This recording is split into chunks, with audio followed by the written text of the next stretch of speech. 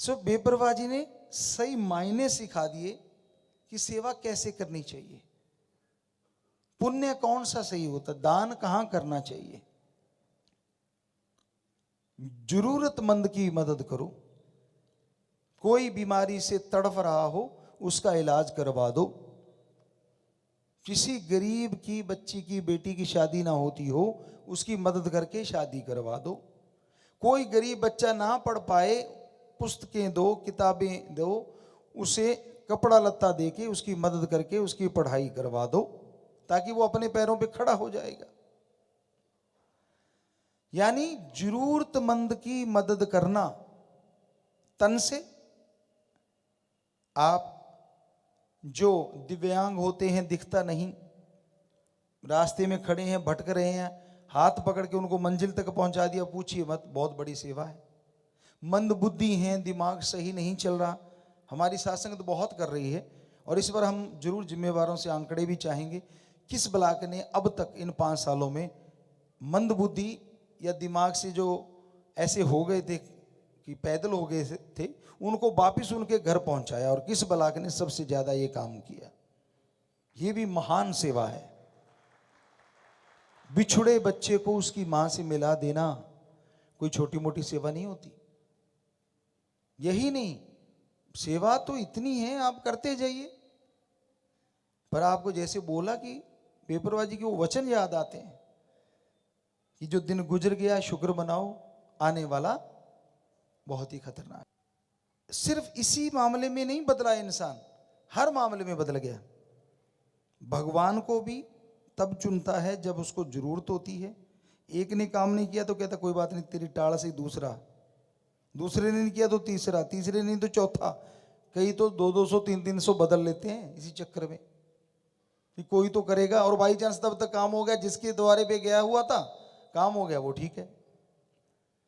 आपको कई बार बात भी सुनाई है कि काम करने वाला राम तो अंदर बैठा है, जाप आप करो सुनेगा ओम हरि अल्लाह वाहिगुरु राम, और मेहनत आप करो कृपा वो जरूर करेंगे। और आपको कई बार बात सुनाई है, आज फिर वही जुबान पे आ गई कि एक कोई इंसान, लड़का जिसकी उम्र 35-36 साल हो गई, शादी हुई नहीं, तो उसको किसी ने बता दिया, जैसे आजकल आप लोग कई सुनने में आ रहा है कि बड़े पाखंडों में पड़ जाते हैं, घर का मुंह किधर को होना चाहिए, ये भी पंगा है।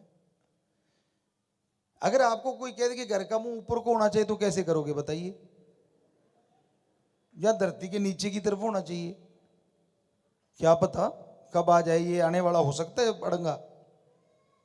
क्या खड्डा खोद के निकला करोगे घर के बाहर, या ऊपर से छलांग मार के आया करोगे?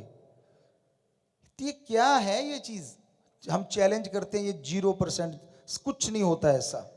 पूरे वर्ल्ड में कितने शहर हैं, और शहरों में जो वो कहते हैं ना कि दक्षिण दिशा की तरफ मुंह नहीं होना चाहिए, या उत्तर की या पूर्व या जिधर भी, हम किसी की बुराई नहीं करते, तो क्या बड़े बड़े शहरों में कौन सी ऐसी दिशा होती है जिस तरफ सैकड़े घरों का मुंह नहीं होता बताइए?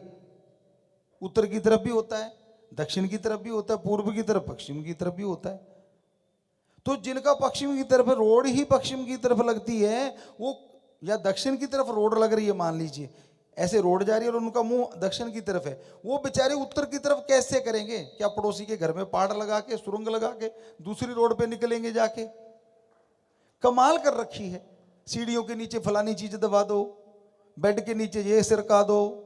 अंबानी अडानी से वैसे पूछना चाहिए, बुरा ना मनाएं वो भी, उन्होंने क्या क्या दबा रखा है जो इतनी तरक्की कर गए? क्यों छोटी छोटी चीजें कर रहे, उन बड़ी करो और पल में ही पार बड़ा काम हो जाएगा। तो ये नसीब होते हैं, भाग्य, और दूसरी मेहनत। जब आदमी मेहनत करता है, जिसके भाग्य में लिखा है राम जी चुटकी में दे देता है। हकीकत तो ये है।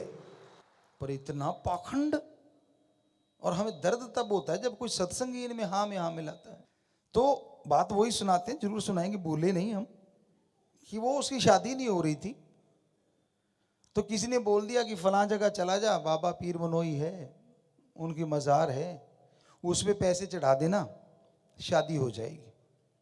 वो गया, 1.25 रुपया चढ़ता था, 1.25 रुपया चढ़ाया, और हाथ जोड़ के कहने लगा, लोग कहते उसने सोचा कहूँ क्या, लोगों ने बता दिया कि ऐसे ऐसे कहना है। कहता ठीक है। अभी वो बोलने ही लगा था हाथ जोड़ के, ऐसे सजदा करके या हाथ जोड़ के, जैसा भी रीत थी वहां की, इतने में पीछे से किसी ने बाजू पकड़ ली। कहता अरे सुन। कहता क्या हो गया। कहता तेरी मां मर गई। कहता अच्छा। अब फिर वो बोलता है, वाह वाह पीर मनोई, लोगों के लिए सच्चा सुच्चा, मेरे लिए द्रोही, 1.25 रुपया मेरा वापस दे दे, मेरी तौबा हुई। अरे मुझे तो तूने क्या देनी थी, मेरी बापू की भी खोई। कहता लेने मैं आया था, बाप को रंडवा कर दिया भाई। तो टिक जाओ, छोड़ दो पाखंडवाद। क्या पड़ा इन चीजों में, छींक मार दी तो नहीं मानते आप। नए कपड़े तो सूरज की तरफ मुंह करके पहनोगे, हम तो हमेशा चिपते की तरफ पहनते थे। ये देखो सही है, कपड़े कभी नहीं फटे।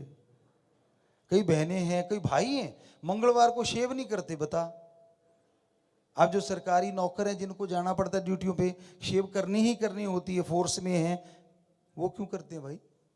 उनका कैसे चलेगा। अफसर ने अगर कुछ लिख दिया तो शेव करके ना गया, करते हैं ना वो सारे।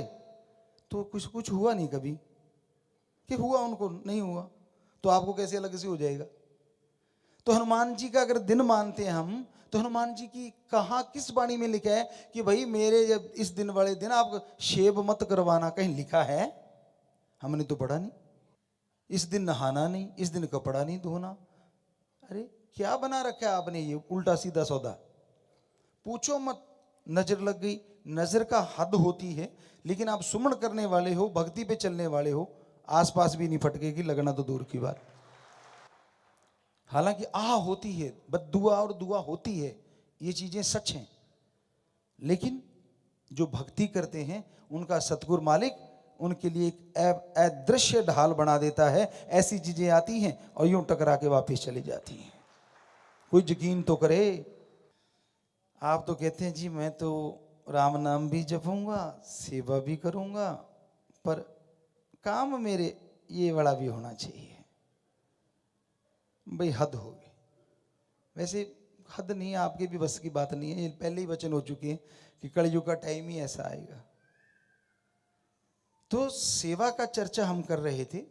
सेवा का मतलब होता है कि बेगर्ज निस्वार्थ भावना से जरूरतमंद की मदद करना। चाहे वो बीमार है, उसका इलाज करवाओ, भूखे को खाना खिलाओ, प्यासे को पानी पिलाओ। आज सर्दी का मौसम है, कपड़े नहीं किसी को कपड़े दो, नहीं आसरे को आसरा दो, रहने की जगह दे दो। कर सकते हो तो करो, नहीं कर सकते तो मत करो। लेकिन आप सेवा का मेवा राम से मांगो, फिर देखो नजारा। और अगर काम के बदले ले रहे हो तो फिर वो सेवा में नहीं आता, वो एक आपकी नौकरी है। फिर अहंकार किस बात का, खुद ही किस बात की। तो दीनता नम्रता धारण करके सेवा कीजिए। यकीन मानिए, इतना कुछ है सेवा में, इतना कुछ है सेवा में, राम नाम के जाप में और उसकी औलाद की भलाई में, कि आप पूछिए मत। मन जरूर तंग करता है,